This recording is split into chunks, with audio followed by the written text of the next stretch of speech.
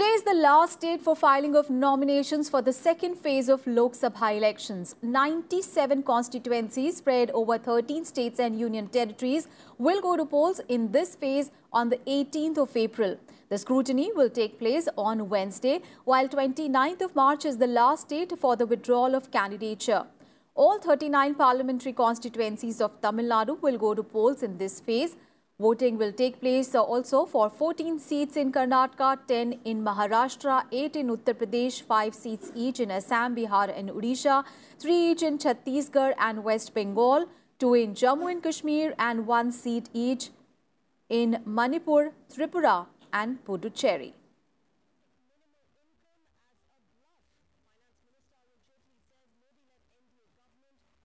The Lok Sabha elections will start on 11th of April and continue till 19th of May in 7 phases, and the counting will be held on 23rd of May.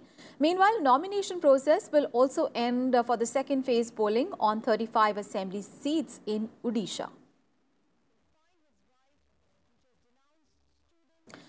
And the filing of nominations for the first phase of Lok Sabha elections came to an end on Monday evening. The last day saw several bigwigs of different political parties filing their nomination papers for the upcoming polls. Union Minister Nitin Gadkari filed his nomination for the Nagpur Lok Sabha seat, where polls will be held on 11th of April. Also, BJP leader and Union Minister General retired VK Singh also filed his nomination papers for the Ghaziabad parliamentary seat, while BJP candidate from Mathura Hema Malini also filed her nomination papers. National Conference President Farooq Abdullah filed his nomination papers from the prestigious Srinagar Lok Sabha seat, which is going to polls in the second phase of the general election on 18th of April. And in Karnataka, JDS patriarch and former Prime Minister H.D. Deve Gowda filed his nomination from Tumkur as the ruling alliance candidate.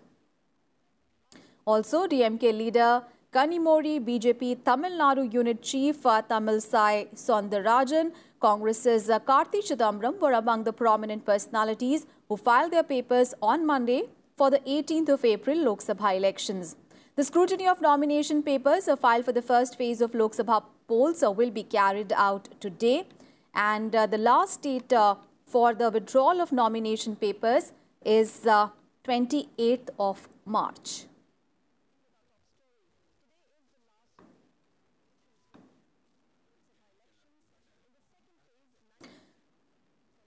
And intensifying the election campaign for the Lok Sabha polls, the BJP leaders including Amit Shah, Rajnath Singh and Sushma Swaraj will address Vijay Sankalp Sabhas across the country today. BJP President Amit Shah will address a rally in Moradabad. Home Minister Rajnath Singh will address a rally in Delhi's Northeast Parliamentary constituency, Gokulpuri. Similarly, Sushma Swaraj will also address a rally in Ghaziabad. Other prominent leaders to address the Vijay Sankalp Sabha includes Ravi Shankar Prasad in West Bengal, Mukhtar Abbas Naqvi in Amroha, JP Nadda in Shahjahanpur, Piyush Goyal in Tamil Nadu and UP Chief Minister Yogi Adityanath in Varanasi and in Gorakhpur. BJP President Amit Shah launched the party's poll campaign after the Lok Sabha election schedule was announced, with a rally in Agra in Uttar Pradesh on Sunday. And Congress President Rahul Gandhi will be on a day's visit to Rajasthan, and he will be addressing 2 poll campaign rallies today. Congress Chief Rahul Gandhi would be addressing rallies in Sri Ganganagar districts, Suratgarh and in Bundi. Later, he will meet his party's workers at the Ramleela Maidan in Jaipur. Now, this is Rahul Gandhi's first visit to the state for poll campaigning in the run-up to the Lok Sabha elections. Rajasthan, which has 25 Lok Sabha seats, will go to polls in 2 phases. Elections on 13 seats will be held on 29th of April and on the remaining 12 seats on 6th of May. And the BJP has released another list of 4 candidates for Lok Sabha elections. 2 Lok Sabha poll candidates are for Karnataka and 1 each for Assam and Uttar Pradesh. The party has fielded Ashwath Narayan from Bangalore Rural and Tejasvi Surya from Bangalore South parliamentary constituencies of Karnataka. Rajveer Singh Balmiki will be the party's candidate from Hathras Lok Sabha seat in Uttar Pradesh. The party also announced the name of Sanat Gatia as its candidate for the Bejapur Assembly seat in Odisha. Now, Gatia will contest against Chief Minister and BJD Chief Naveen Patnaik in Bejapur in Odisha polls, which will be held simultaneously in the state with the parliamentary elections.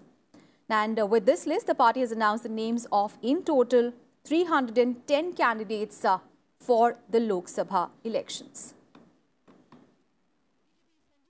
News from the Congress's camp, where the party on Monday fielded Sanjay Nirupam from northwest Mumbai as it released the names of 32 more candidates for Lok Sabha elections.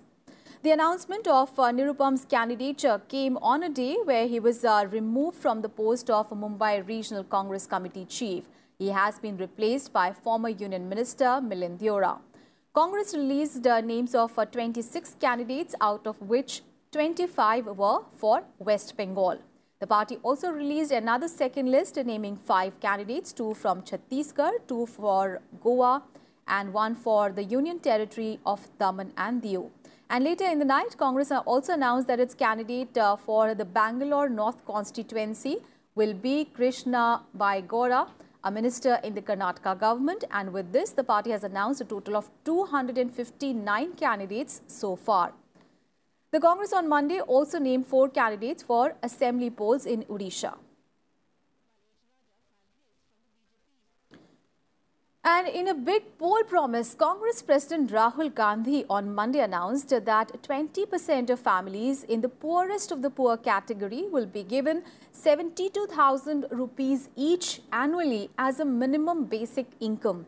He said that 5 crore families and 25 crore people will directly benefit from the scheme, terming it as a final assault to eradicate poverty in the country. अगर आपकी आमदनी 12,000 रुपए से कम है तो हम आपकी आमदनी को 12,000 तक पहुंचा देंगे. कोई काम बंद नहीं करेगा. जब वो व्यक्ति कंफर्टेबली निकल जाएगा 12,000 से, फिर वो स्कीम उसको so it will stop on its own. But हमारी फिलॉसफी है कि अगर आप हिंदुस्तान में आज एक मिनिमम इनकम से कम आपकी आमदनी है तो फिर आप गरीबी से निकल ही नहीं सकते हो. तो हम आइडेंटिफाई करना चाहते हैं इस देश में सबसे गरीब लोग कौन हैं और एक बार हम उनको गरीबी से निकालना चाहते हैं, खत्म करना चाहते हैं. तो ये एक प्रकार से मनरेगा फर्स्ट फेज था ऑपरेशन का. मनरेगा में 14 करोड़ लोगों को हमने गरीबी से निकाला. Rahul Gandhi announced the minimum income guarantee scheme after a meeting of the Congress Working Committee. The CWC had met at the party headquarters to give a final shape to the manifesto. Chaired by Congress President Rahul Gandhi, the meeting was also attended by former Prime Minister Manmohan Singh, senior leaders of the party like Priyanka Gandhi, Ahmed Patel, Ghulam Nabi Azad, Mallikarjun Kharge and A.K. Antony. Meanwhile, Finance Minister Arun Jaitley termed Rahul Gandhi's minimum income guarantee scheme a bluff announcement. Arun Jaitley said that the grand old Congress party has a history of making false assurances, adding that they wake up to the plight of the poor just before the elections. उनका इतिहास गरीबी को हटाने का नहीं रहा. गरीबी को हटाने के लिए कोई साधन दिए जाएं, वो भी उनका इतिहास नहीं रहा. योजनाओं के नाम पर छल कपट रहा है. तो 10 वर्ष के यूपीए के कार्यकाल में भी किस प्रकार से एक प्रकार से छल कपट धोखा ब्लफ होता था.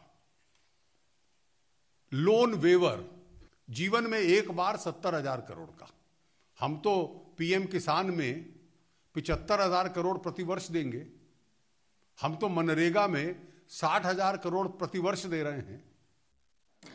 Putting up his counter in a blog, Arun Jaitley added up the expenditure incurred by the government on the ongoing welfare schemes to argue that the Narendra Modi government's welfare benefits to people averaged 1,06,800 rupees annually as against the 72,000 rupees that the Congress seeks to promise. तो अगर हम ये सारा का सारा, इसमें से काफी कुछ,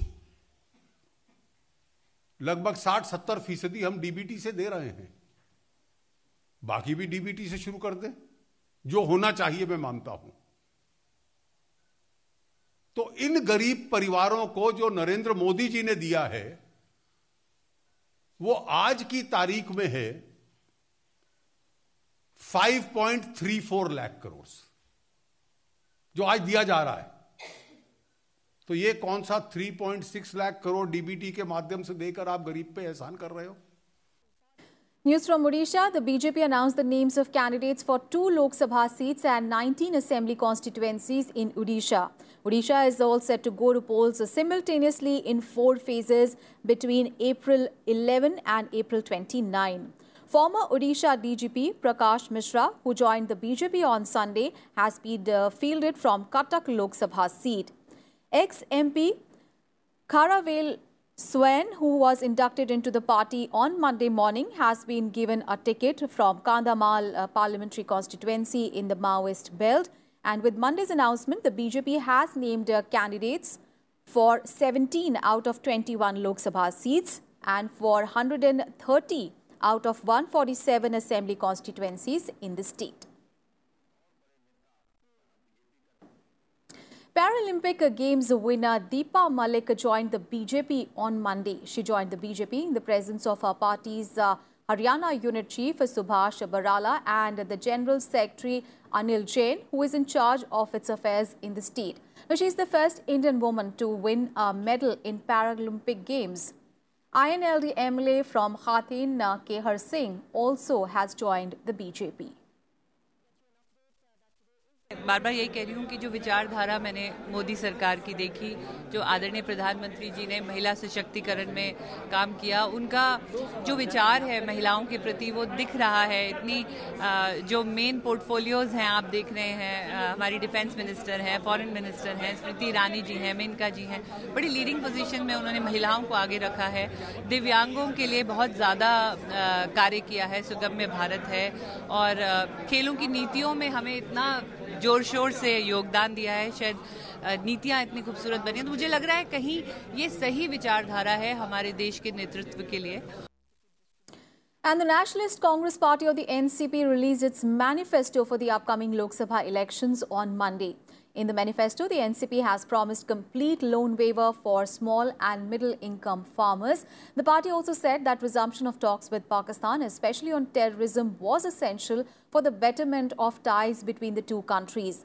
The manifesto also promised structural reforms to drive sustainable agriculture growth, 33% reservation for women in parliament, and also the scrapping of triple talaq bill in the present form. The NCP has also assured equal work, equal pay to all employees.